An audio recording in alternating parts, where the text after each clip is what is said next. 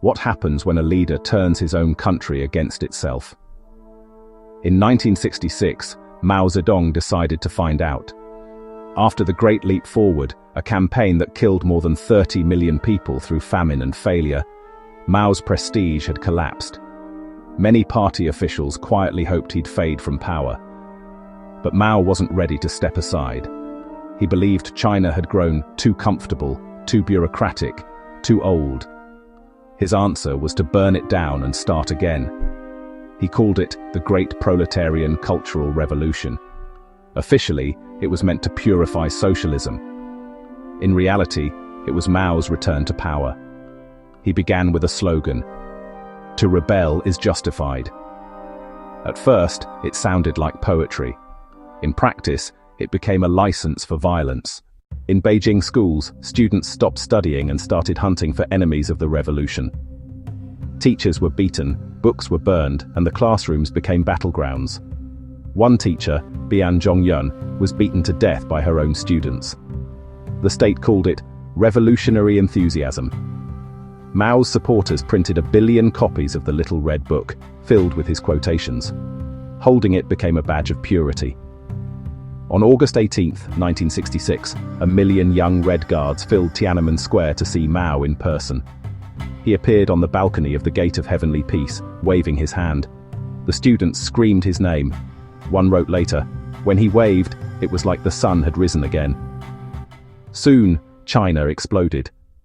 The Red Guards attacked the so-called Four Olds: old ideas, old culture, old customs, and old habits. They smashed temples, burned ancestral scrolls, and renamed streets. In Beijing alone, over 4,900 historical sites were destroyed in a few months. Confucian shrines were desecrated. Books centuries old vanished overnight. And the violence kept spreading. Neighbors denounced neighbors. Sons turned on fathers. Some students competed over who could prove greater loyalty by destroying more of the past. In Shanghai, a crowd of students threw a museum's Ming Dynasty furniture into the river. In Xi'an, a Red Guard unit burned a 1,000-year-old Buddhist temple because old things were poison. The movement no longer needed orders. It fed on itself.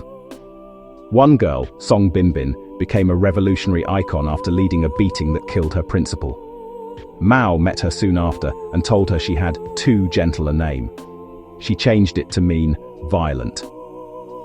By early 1967, rival Red Guard factions were fighting each other in the streets. Cities turned into war zones.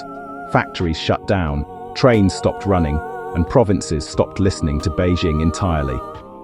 Mao smiled and said, "There is great disorder under heaven. The situation is excellent." Then came the next phase: bombard the headquarters. Red Guards were told to attack the party itself, to purge its leaders. Senior officials like Liu Shaoqi and Deng Xiaoping were labeled capitalist raiders. Liu was dragged through the streets, beaten, and left to die in prison. His wife was forced to watch and later imprisoned herself. At the same time, rural China collapsed under mismanagement. With universities closed and the economy paralyzed, Mao needed to move the chaos somewhere. In 1968, he sent the army to disarm the Red Guards and began what he called up to the mountains, down to the countryside. 12 million young people were shipped out of China's cities to remote villages. They were told they would learn from the peasants. In truth, they were exiled. Many never came back. One woman, Liang Shuqin, wrote later, "We had no books, no news, no purpose.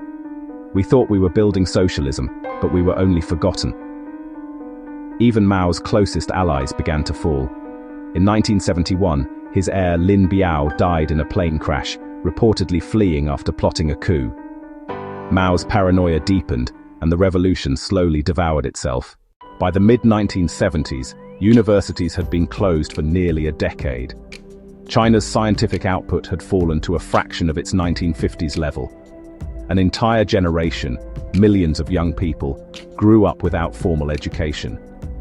When Mao died in 1976, the revolution ended overnight. The so-called Gang of Four, including Mao's wife Jiang Qing, were arrested and blamed for the chaos. In 1981, the Communist Party officially declared the Cultural Revolution a 10-year catastrophe. Historians estimate between 1.5 and 2 million people were killed, and tens of millions more persecuted, tortured, or driven to suicide. Some victims later told their stories in secret. A man named Zhang Hongbing confessed that at 16 he reported his own mother for criticizing Mao. She was executed. For years, he said, I believed I was right. Then I realized I had destroyed my family for a lie. When Deng Xiaoping came to power, he quietly buried the revolution. He reopened the universities, restored scientists to their jobs, and shifted the nation's focus to economic reform.